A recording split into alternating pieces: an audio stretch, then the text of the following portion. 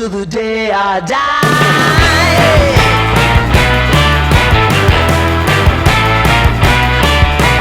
Hi everyone, how's everybody doing? I hope you're doing great. Okay, so this video is about photography. So the last major photography update that I had put out was about a year ago.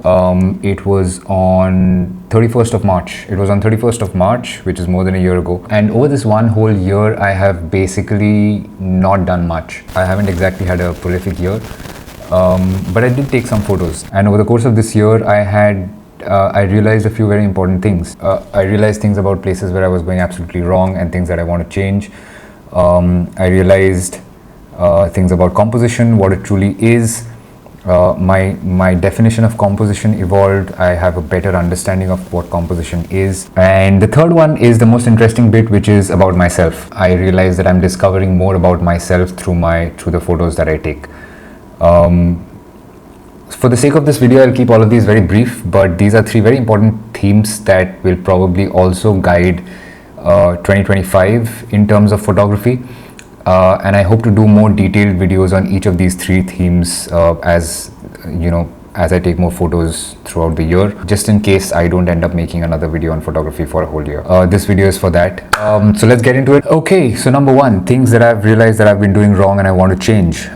Stop taking a lot of photos. One skill I really want to have as a photographer is judgment. Unlike a photographer who uses film, I use a digital camera and I can basically take as many photos as I want. I can take an infinite number of photos. That kind of just messes up my post photography process. Just increases my workload later immensely to go through all those photos and then all that. It's a mess. So now I do two things consciously. One is I don't take 5, 10, 15 shots of something just because I can. Number two is that when I'm going through my camera roll later, I delete everything that is not remarkable.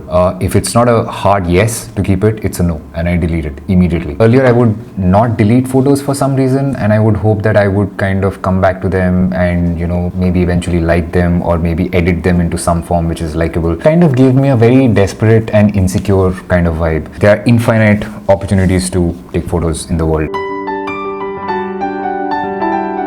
I think everybody has a creative process, and as an amateur, my goal is to set up a process that enables me to run the process over and over again and again and again. If there is any step in the process that is slowing the process down, it reduces the number of times that I can do the whole process.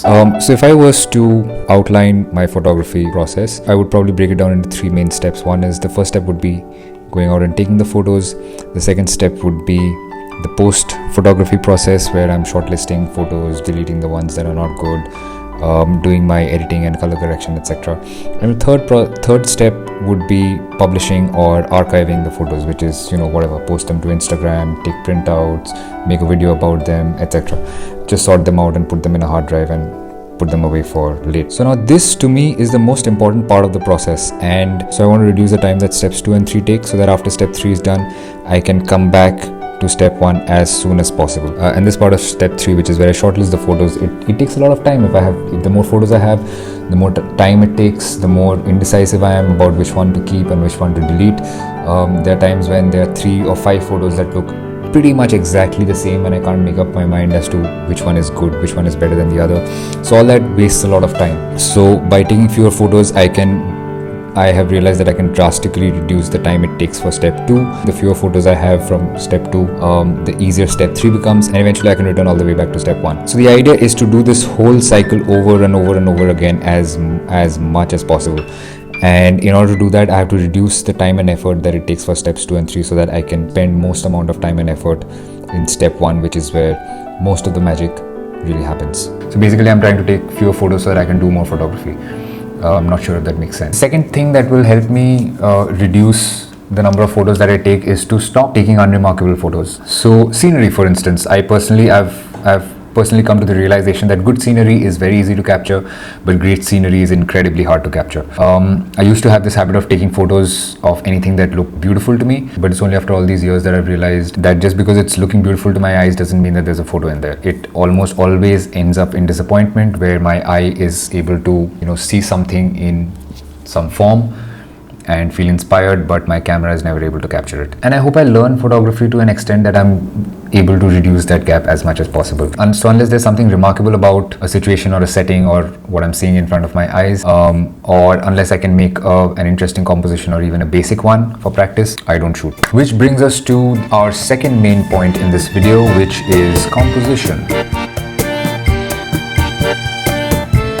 Now, I don't have sufficient expertise to talk about composition, but here are some things that I have realized. Number one, great composition is very elusive, especially for unplanned and spontaneous shoots. Of course, there are golden rules. There's the rule of thirds, foreground and background, diagonals, leading lines, and all of that. And they're great guidelines for anybody who's learning composition like me. Trying to frame a photo using those guidelines is great. But the way I have come to understand composition is that it's basically how space is arranged in a photo that creates interest in the viewer, or it makes the viewer it makes the viewer feel a certain way. And again, I might be totally wrong and my definition might completely change, but I think great composition is something which is much bigger than the sum of all its rules. The second thing about composition is that I feel composition is a skill that can be developed by habit. If I can force myself to create a shot, to arrange space, to arrange everything in a shot in an interesting way every time I want to take a photo. Initially, it's very frustrating because when you're thinking of how to frame the shot, the moment is already gone. The subject has moved or whatever. Then eventually I'll start getting better. Eventually it's going to start getting more and more intuitive. So the composition can happen naturally and spontaneously and effortlessly without having to think about it. So I can just point my camera and shoot, and you have a great composition. I think that is one trait of great photographers. The third thing about composition is that good composition can also be created after a photo has been taken.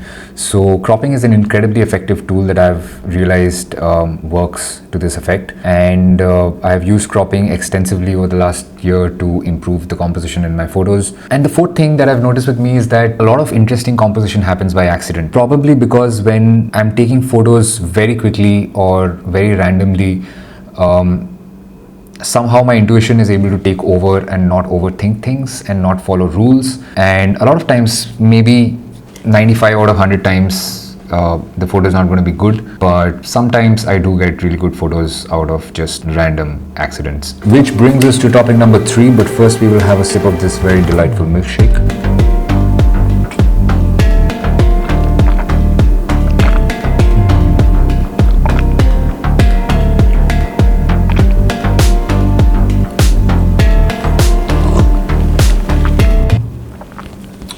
So topic number 3, discovering myself.